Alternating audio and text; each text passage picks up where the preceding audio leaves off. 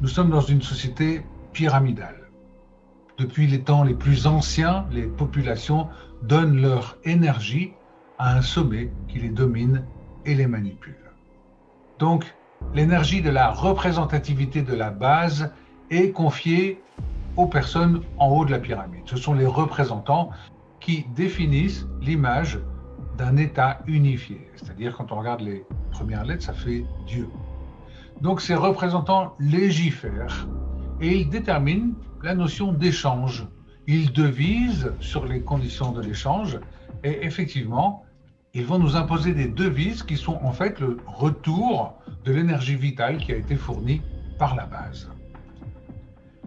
En fait, il s'agit de transformer la chape de plomb en or. Effectivement, ces représentants possèdent les secrets de l'alchimie, le secret de Poséidon, d'ailleurs, qui était père du Cyclope, d'où ce symbole de l'œil qu'on peut voir en haut des pyramides. Celui qui a reçu la représentativité de l'humain va pouvoir agir sur lui, puisque l'humain lui a donné sa propre volonté. L'humain ne vaut plus rien, puisqu'un autre exerce sa représentativité. L'autre exerce pour deux, il est à la fois le dominant qui domine son frère. Et quand des millions d'humains pensent qu'ils ne sont que matière, le représentant domine sur l'essence, sur l'esprit de tous. Et là, on voit clairement que la pyramide est une déclaration de guerre. C'est comme si on nous disait, nous allons récupérer le monde dans lequel vous vivez. Et d'ailleurs, nous allons enfermer vos 4 dimensions dans les 4 côtés de la pyramide. Et nos 4 dimensions sont nos 3 dimensions physiques, en haut, en bas, devant, derrière et de chaque côté, et notre capacité à analyser, c'est-à-dire notre dimension spirituelle. Et ces 4 dimensions sont enfermées dans les 4 côtés de la pyramide. Et du coup, le dominant est redoutable, parce qu'il a formé des générations d'ignorants depuis la nuit des temps. Des ignorants qui ignorent fondamentalement les lois du vivant, de l'esprit et de la matière, et qui ignorent aussi que agir sur l'esprit d'un autre, c'est soit le détruire dans la matière, soit l'influencer à agir lui-même sur la matière. C'est comme si le dominant nous disait « je suis le dominant, je vous commande, j'agis par mon esprit sur vos esprits et vous agirez vous-même sur le vivant, c'est-à-dire sur l'animal, en vous déclenchant des guerres, sur le minéral et sur le végétal. » Nous sommes donc dans une civilisation du contrôle par hiérarchisation pyramidale. Elle a conquis toute la planète en dominant sur toutes les populations. Elle a créé 3 dogmes principaux, les Davidiens, c'est-à-dire Israël, les Juifs, les sionistes, la chrétienté et l'islam. Chacune de ces maisons s'est immédiatement retrouvée enclavée dans la pyramide pour 3 raisons. D'abord pour contrôler la population, pour éviter que la population accède au savoir et pour lui ôter toute envie de s'émanciper. Et c'est un mal très ancien qui remonte à la nuit des temps. Les propriétés de la pyramide sont dans la structure de la pyramide, donc les individus sont la propriété de la structure. La seule piste pour nous en défaire, c'est la connaissance, la compréhension de ce mécanisme par la majorité des humains. Cette connaissance est déterminante parce que cette connaissance est plus forte que toutes nos opinions sur les choses qui nous divertissent et qui nous détournent de la compréhension. En fait, nos débats stériles, nos reproches et nos justifications renforcent le pouvoir du mal parce que diviser, c'est régner. Et dans cette pyramide, le système d'exploitation utilise la représentativité qui est captée à la source de la pyramide et légiférée par le haut.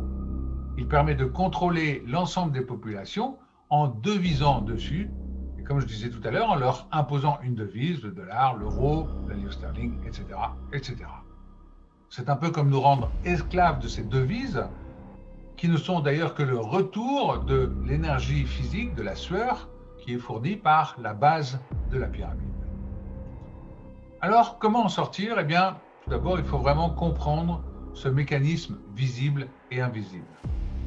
Il faut aussi accepter l'autre comme égal à nous-mêmes. Nous sommes tous égaux, c'est une loi fondamentale. Il faut se donner la main. Et il faut aussi arrêter de chercher à marchander l'humanité ou la création, c'est-à-dire de faire un commerce de toutes choses. Et la connaissance est déterminante parce que les propriétés de la pyramide sont dans la structure de la pyramide. Aujourd'hui, la transition est engagée. Et c'est un combat à mener pour chacun de nous. D'ailleurs, le vaccin est utilisé aujourd'hui pour nous marquer comme du bétail et nous sacrifier. Alors nous devons arrêter de tourner en rond en marchant dans le monde de l'illusion, dans cette troisième dimension, parce que la quatrième dimension, c'est la capacité de perception et de compréhension. Et aujourd'hui, nous y sommes, nous pénétrons dans cette quatrième dimension. Alors, encore une fois, nous devons sortir de la règle d'engagement, c'est-à-dire arrêter de donner la propriété de notre volonté à un autre. Nous devons nous unir entre personnes capables de comprendre. Nous devons nous engager totalement et avec sérieux. Nous devons aussi être capables de savoir mieux travailler ensemble. Nous devons rassembler tous les collectifs et tous les groupes dissidents, sans exception. Nous devons avancer tout en étant patients aussi les uns avec les autres. Et nous devons savoir nous organiser pour faire face à un réel danger. Cela nécessite la plus grande des lucidités.